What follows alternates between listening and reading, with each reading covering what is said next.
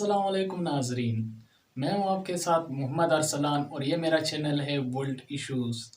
तो नाजरीन, आज हम आपके लिए लाए हैं एक बहुत खूबसूरत और प्यारा सा टॉपिक जिस पर हम तफसील से बात करेंगे। टॉपिक का नाम है फाशिज्म या फैशिज्म एंड मुसोलिनी।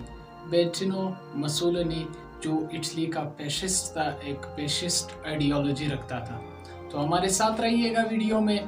बेल का आइकन नीचे दिया गया है, काइंडली सब्सक्राइब करें और बेल आइकन पर क्लिक करें, आपकी बहुत मेहरबानी। आइए सबसे पहले फैशिज्म को देखते हैं कि ये वर्ड किस जुबान का लफ्ज है। ये जो है ना, ये इटालियन वर्ड है पेशियो।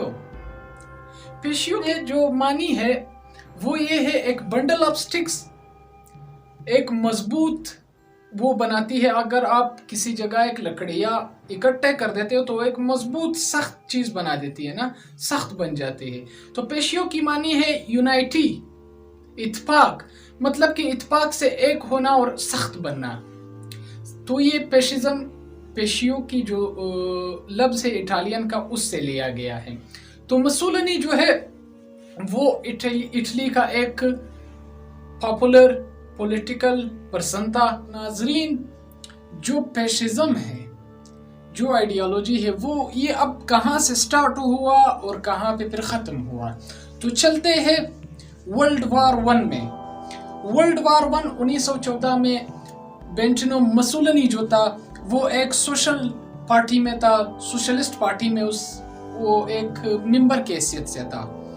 तो जब वर्ल्ड वार वन शुरू होने जा रहा था तो ये जो सोशलिस्ट पार्टी है ये कह रही थी कि ये वार इटली के लिए फायदेमंद साबित नहीं होगी, लिहाजा हमें इस वार में दाखिल होना नहीं चाहिए। इस दरमियान बेनिटो मुसोलिनी ने वो जो सोशलिस्ट पार्टी थी उसको छोड़कर एक नया ग्रुप बना दिया जिसका नाम था वो पेशी डियासियानी रिवोल्यूशनरिया। ये जो एक ग्रुप बना था ये एक रिवोल्यूशनरी ग्रुप था, एक इंकलाबी ग्रुप बना सोशलिस्ट के खिलाफ। चूंकि एक नेशनलिस्ट पार्टी भी मौजूद थी उस वक्त इटली में, वो ये चाहती थी कि ये जो वार है इसमें इटली एंट्री करे ताकि हम अपने राइट्स को क्लेम करें, हम ये जंग में हिस्सा ले ताकि आइंदा हमारे मुल्क को भी तरजीह दी जाए। तो मुसोलिनी ने फिर वो जो सोशलिस्ट पार्टी थी उसको छोड़कर ये जो पेशी डियासियानी रिवोल्यूशनरिया ग्रुप बनाया था, एक रिवोल्यूशनरी इंकलाबी ग्रुप था, इसको फिर लाकर उस नेशनलिस्ट पार्टी में ऐड कर दिया। तो चलते चलते वक्त के साथ वर्ल्ड वार वन स्टार्ट हुआ। जब वर्ल्ड वार वन स्टार्ट हुआ तो 1915 में ये ग्रुप बुरी तरह से फ्लॉप हुआ। मतलब फ्लॉप इस तरह हुआ कि ये ग्रुप आगे नहीं चल सका। तब जब मुसोलिनी का वो ग्रुप फ्लॉप हुआ तो मुसोलिनी ने सोचा कि अब एक नया ग्रुप बनाता हूँ। उसी ग्रुप को रीग्रुप करने के लिए या उस ग्रुप में दोबारा जोश और जज्बा लाने के लिए एक नया स्लोगन इख्तियार किया गया। उस स्लोगन का नाम था पेशी इटालियानी डी कम्बेंटमेंटो। ये ग्रुप जब बना इसमें फिर ये स्लोगन चलते चलते इतना पॉपुलर हुआ कि मुसोलिनी उस वक्त में इटली में एक पॉपुलर पॉलिटिकल पर्सन बन गए। नाजरीन, सबसे पहले आपको एक चीज बताते हैं कि कम्युनिज्म में, फैशिज्म में, नाजिज्म में और सोशलिज्म में फर्क क्या है। सोशलिज्म तो एक कम्युनिज्म का एक वो है, हिस्सा है, बट लेकिन जो फैशिज्म है वो एक अलग चीज है। फैशिज्म में कुछ रूल्स है। वो रूल्स ये है कि everything should be for state not for any person. हर चीज गवर्नमेंट के मातहत होना चाहिए। हर चीज, हर जो मदनियात है, each and everything should be under government. Every power should be perform by government, not by peoples और पब्लिक। तो जो कम्युनिज्म है, कम्युनिज्म जो है वो तो एक प्री मार्केट की तरह है, प्री मार्केट है।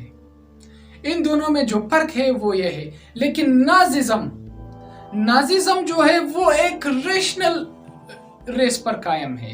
ریشنل اس میں ایک ریس، ایک اسپیسیفک ایک خاندان یا ایک وہ جو قوم ہے اس کو آگے لیا گیا ہے، وہ ایک آرین ریس کا وہ حصہ تھا۔ تو ویورز، نیززم جو ہے، نیززم میں ایک اسپیسیفک قوم کو آگے بڑھانے، اس کلچر کو بڑھانے کو ترجیح دیتے تھے، لیکن مسولینی جو تھا وہ جو سارا کا سارا اٹلی تھا اس کو آگے بڑھانے کا سوچ رہا تھا۔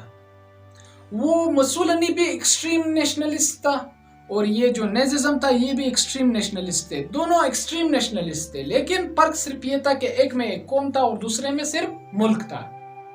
باقی جو ساری آئیڈیالوجیز تھی وہ سیم مل رہی تھی۔ یوں کہتے ہیں کچھ لوگ کہ 1935 اور 36 کے دور میں اس وقت لوگ اکثر یہ کہا کرتے تھے کہ مسولینی اور ہٹلر جو ہے بھائی بھائی ہیں، کیونکہ وہ ایک دوسرے کو، جو مسولینی تھا وہ ہٹلر کے لیے ایک رول ماڈل کی حیثیت رکھتا تھا۔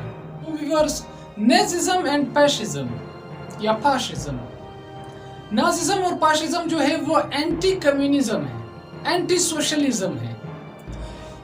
نیززم میں پیور ریشنل ہے ناززم، اور فاشزم جو ہے وہ ایکسٹریملی نیشنلسٹ ہے، ایون دو ناززم جو ہے نیشنلزم میں فیشزم سے بھی ایکسٹریم نیشنلسٹ ہے جو ناززم ہے۔ تو ناظرین، ویورز، جو ہٹلر تھا اور مسولینی دونوں نے اپنے رویے جو تھے وہ فورن پالیسی میں ایگریسیو کر دیے، یعنی کہ دوسرے ممالک کے ساتھ ان کا جو رویہ تھا وہ ایک غضبناک بن گیا، خاص کر کے یورپین اور افریقن دونوں جو کنٹیننٹس تھے یا ملک تھے اس کنٹیننٹ سے جو ان کا تعلق تھا، ان کے ساتھ ہٹلر اور مسولینی کے جو رویے ہیں وہ ایگریسیو بن گئے۔ ان کی جو فارن پالیسی تھی اس میں سختی آنی شروع ہوئی اور وہ اپنے کلچر پر، اپنے ملک پر، اپنے جو ریس ہے، ریشنلزم ہے، اس پر اتنا توجہ دے رہے تھے، اور دوسرے ممالک کے ساتھ ان کا جو رویہ تھا وہ ایگریسیو تھا۔ وہ صرف یہ چاہتے تھے کہ دنیا میں جتنے بھی نیشنلسٹ ملک ہے، ایکسٹریملی نیشنلزم سے جن کا تعلق ہے، ان کے ساتھ ہمارا تعلق بن جائے، باقیوں کے ساتھ سوشلزم، کمیونزم، کیپٹلزم، ان کے ساتھ جو ہٹلر ہے اور مسولینی ہے وہ تعلق نہیں بنانا چاہتے تھے، کیونکہ یہ ہٹلر اور مسولینی جو ہے یہ against communism and socialism and capitalism ہے۔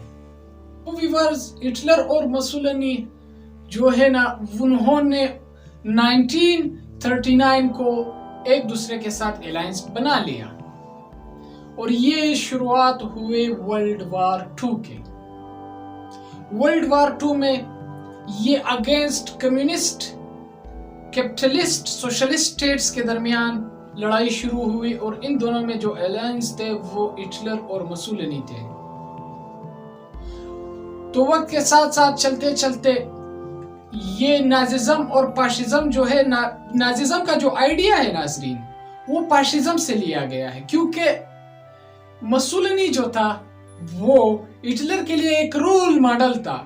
ہٹلر 1920 سے مسولینی کا فین تھا، جب اس نے وہ گروپ بنایا تھا کمبیٹمنٹو، اس وقت سے ہٹلر اس کا فین تھا۔